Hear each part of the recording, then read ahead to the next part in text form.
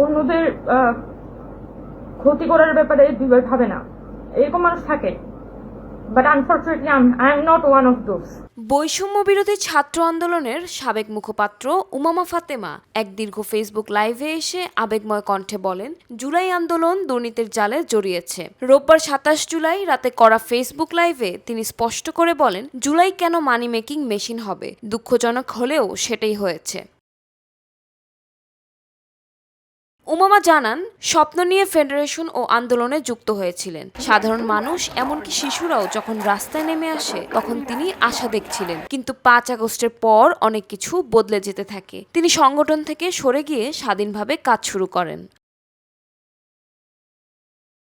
সমন্বয়কদের ভূমিকা নিয়ে উমামা বলেন, ৫২, ৬২ বা ১৫৮ জন সমন্বয়ক ছিল, কিন্তু অনেক কিছুই ঠিকভাবে কাজ করেনি। বরং সমন্বয়ক পরিচয়ে শুরু হয় জায়গা দখল, চাঁদাবাজি আর তদবির বাণিজ্য। শেখ হাসিনা সরকারের পতনের পর এসব কর্মকাণ্ড আরও চোখে পড়ে যায় বলে তিনি উল্লেখ করেন। তিনি বলেন, এখন মনে হয় রক্ষী বাহিনীর মতোই এক ধরনের সমন্বয়ক বাহিনী তৈরি হচ্ছে।